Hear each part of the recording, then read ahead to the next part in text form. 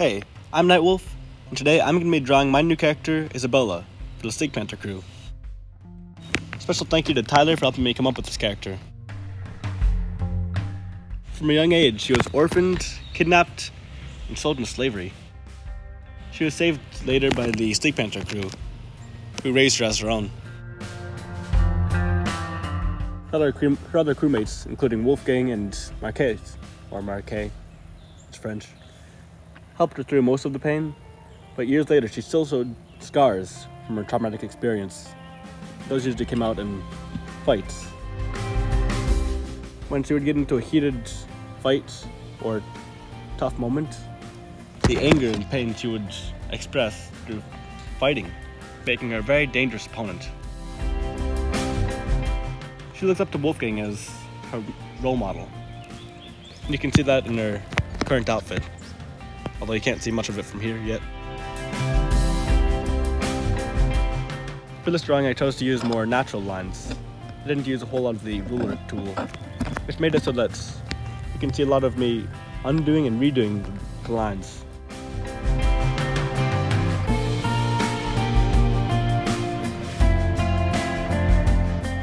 She was a fun character to draw.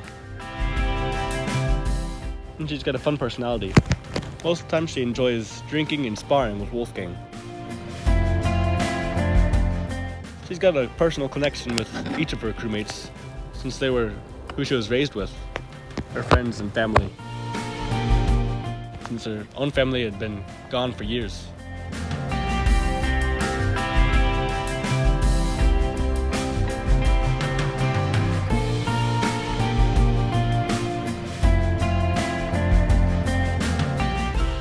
Her role on the ship is as a strongman.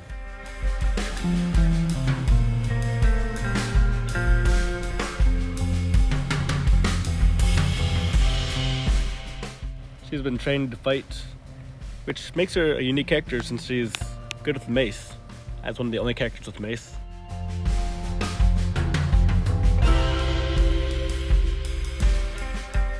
It was a fun weapon to draw. I haven't drawn it before, which made it pretty interesting. Tough, but fun. For this part I did have to use a ruler. But not the spikes are all natural.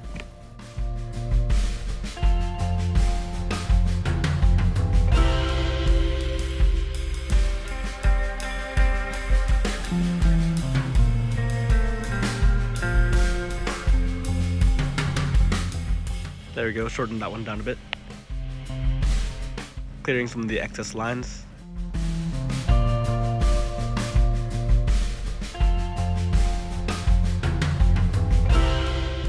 This drawing in total probably took about 3 to 4 hours, possibly 5.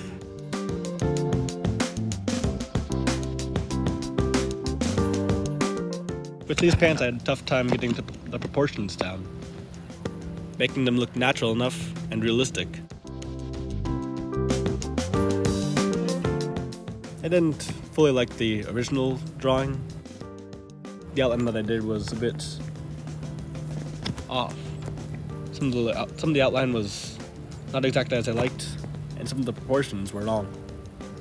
So I'm trying to fix it here with some freestyle. Did that already with the eyes and the arms. Now I'm doing it again with the pants. There we go. Fix that. Now for the last part of the outline, which is the boots.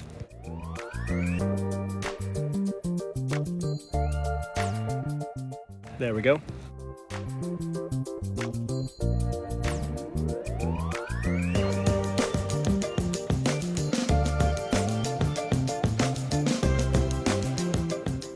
I'm gonna fix up the mouth a bit, some minor details.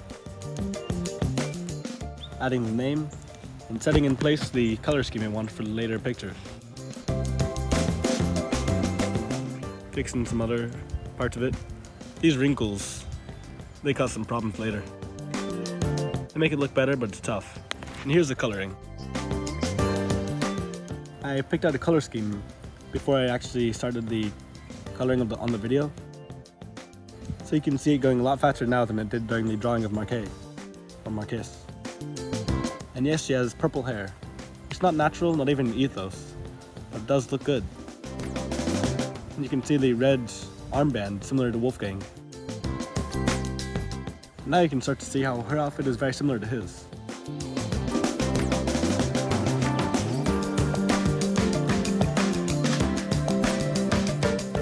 Some light brown eyes, and darkening the boots a bit.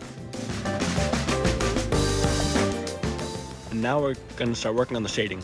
No, wait, sorry, the texturing. Here we go. If you remember from the last drawing, this was a fun step.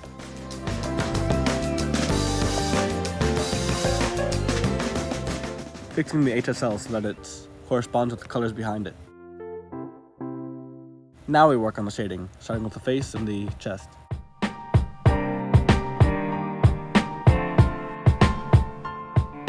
It's looking pretty good. Now for some highlighting.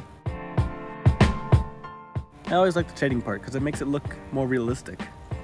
Takes it from the flat lines and coloring and adds some level of depth, interest to it. Here we go. That looks good, I like that.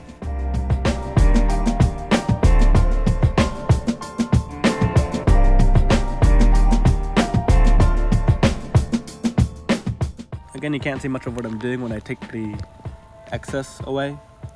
I'm selecting the areas that I don't want the airbrush to be in and dragging it off the screen.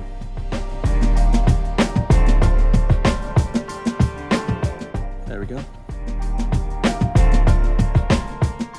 Now for some highlights. And now the shirt. It took me a little while to learn how to shade a shirt, especially for female characters. It's tough. I think I've gotten fairly proficient at it. There we go.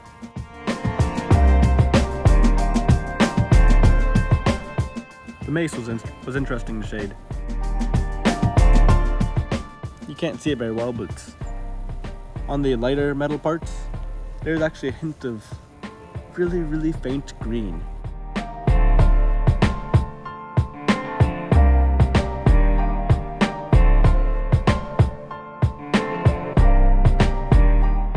There we go. Some highlighting. Now working on the armband again. And these pants. These pants were tough.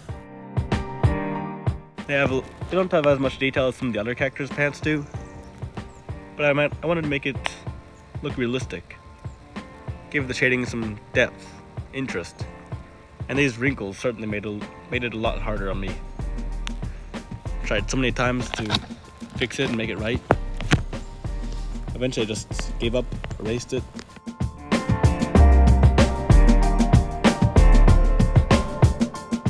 There we go. That's looking a lot better. I'm gonna work on the wrinkles. I don't want to make it too dark so that it stands out.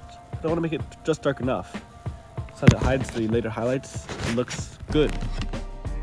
Now for some realistic shading under the knees and a bit of highlighting.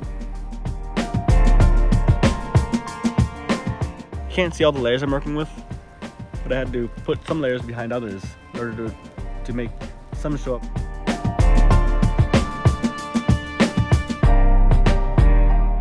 Darkening the fingernails, and then now comes the hardest part, the hair. This character's got a lot of hair, you can tell. It looks good. The purple color was a good idea on Tyler's part, but it was a whole lot of work. A good portion of the drawing was taken up by this. It's a fun activity, calming. But once you get into the layers, it gets a bit complicated and a bit tough. As I said in the last drawing, each character with hair has somewhere between 3 and 5 layers. The base hair color, then the base darker, base lighter, and the darkest and the lightest shades. RK I think had 4, possibly 5, but this character's got the full 5. with very detailed hair. You'll see that later as we draw more of the shading. First you have to lay down the foundation, a more mild purple.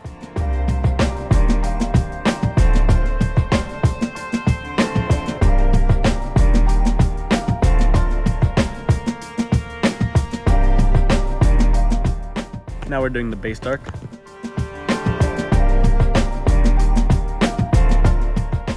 Got added to the bangs too. I think those are considered bangs.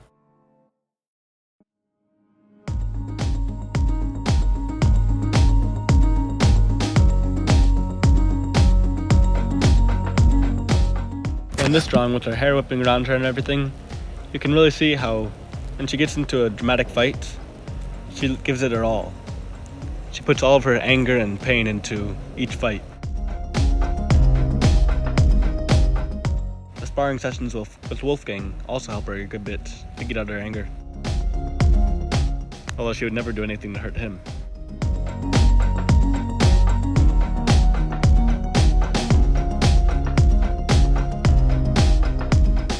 To get the hair behind her.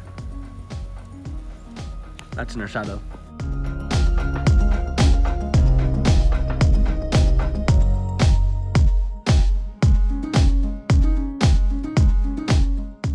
Now I've got to fade it out a bit to make it look more natural.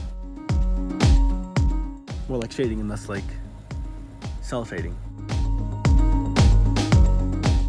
Although if that were an attempt to be cell shading, it wouldn't look too good. Here's the base highlights. There we go. Now I gotta fade it out a bit more. I gotta highlight the bangs too.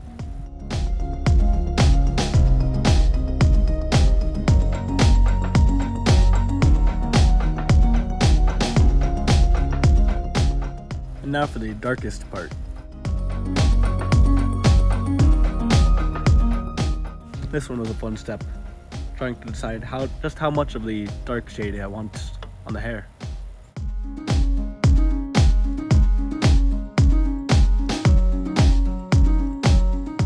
It's also one of the most important parts of the hair shading. It adds the most depth, the boldness of it.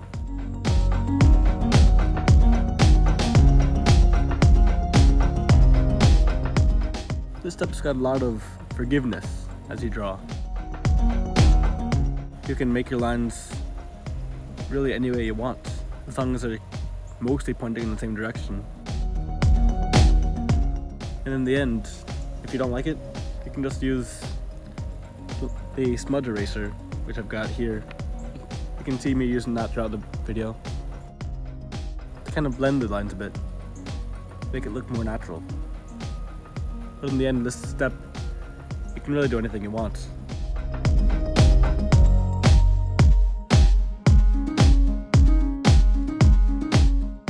And I want all that back there to be dark. And I'm gonna add some layers to it. Cover a bit more of the hair with the darker shade. Placing the base dark with the full dark. And then fading it out a bit. I think I'm gonna use a smudge tool instead. I'm gonna get rid of the excess and do the top highlight.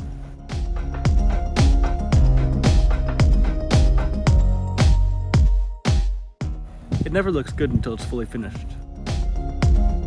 The top highlight's the worst. It looks really bold, unnatural, until you fade it out and it looks perfect. There we go. Now I gotta get rid of the excess and add a background, and that's it. Thank you for watching. If you have any questions, email me at nightofheroes@gmail.com. If you want to learn more about Night of Heroes, go to nightofheroes.com. Have a good day, and until next time, God bless.